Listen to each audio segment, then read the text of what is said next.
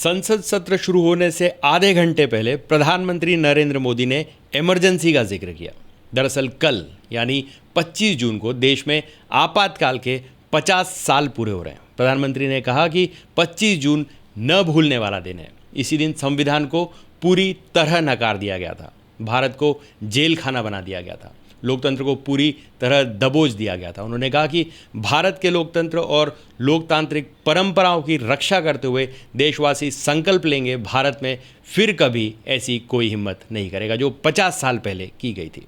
प्रधानमंत्री ने 14 minute 28 second के भाषण में इमरजेंसी के अलावा नए संसद भवन, नए सांसदों, जिम्मेदार विपक्ष, तीसरे कार्यकाल, विकसित भारत पर अपनी बात रखी।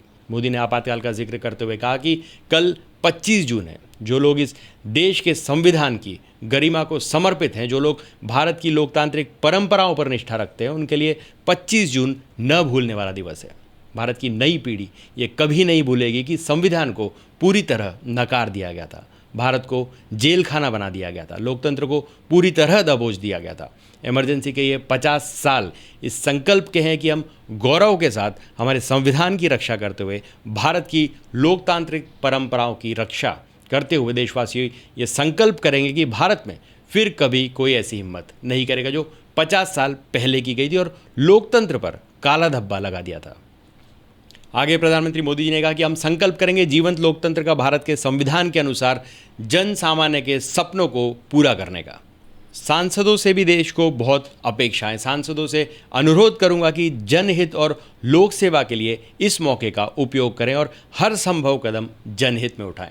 देश को जिम्मेदार विपक्ष और एक मजबूत विपक्ष की भी ज़रूरत है। लोग नारे नहीं, सार्थकता चाहते हैं। वे संसद में डिबेट्स नहीं बल्कि चर्चा और मेहनत चाहते हैं। हम मानते हैं कि सरकार चलाने के लिए बहुमत होता है, लेकिन देश चलाने के लिए सहमति बहुत ज़रूरी होती है। इसलिए हमारा प्रयास सबकी सहमति और सबको साथ लेकर चलने की होगी।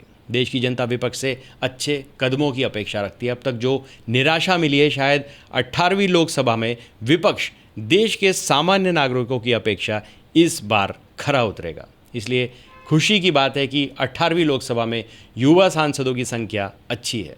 जब हम 18 की बात करते हैं तो हमारी परंपरा को, सांस्कृतिक विरासत को जो जानते हैं उन्हें पता है कि हमारे यहाँ 18 का अंक बहुत सात्विक मूल्य रखता है। गीता के 18 अध्याय हैं और कर्म, कर्तव्य और करुणा का संदेश हमें वहीं से मिलता है। हमारे यहाँ पुराणों और उप पुराणों की संख्या भी 18 है। 18 का मूलांक 9 है। 9 पूर्णता की गारंटी देता है और पूर्णता का प्रतीक अंक है। 18 की उम्र में हमारे यहाँ मतदान का अधिकार मिलता है। 18वीं लोकसभा भारत के अमृतकाल की है। इसका गठन एक शुभ संकेत है। विश्व का सबसे बड़ा चुनाव शानदार गौरवमय तरीके से संपन्न होना गर्व की बात है। ये इसलिए भी अहम है क्योंकि आज़ादी के बाद 60 साल में दूसरी बार किसी सरकार को लगातार तीसरी बार जनता ने सेवा करने का मौका दिया है। जनता ने तीसरे कार्यकाल के लिए भी एक सरकार को पसंद किया है। मतलब उसकी नीयत पर, नियतियों पर, जनता जनार्दन के प्रति उसके समर्पण भाव पर मुहर लगाई है।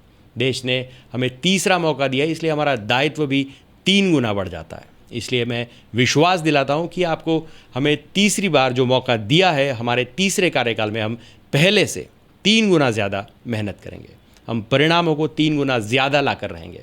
संसद का ये गठन भारत के सामान्य मानवों के संकल्पों की पूर्ति का है। नई गति, नई ऊंचाई हासिल करने का महत्वपूर्ण अवसर है।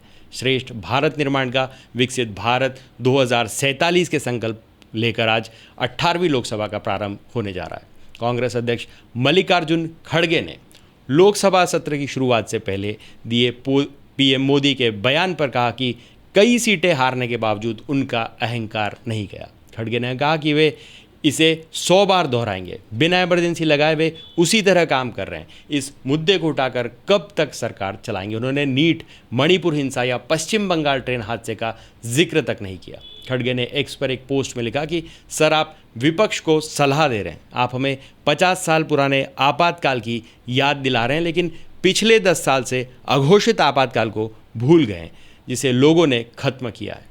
लोगों ने मोदी जी के खिलाफ अपना जनादेश दिया। इसके बावजूद अगर वे प्रधानमंत्री बने हैं तो उन्हें काम करना चाहिए। लोगों को नारों की नहीं बल्कि तथ्यों की ज़रूरत है। इसे आप खुद याद रखें।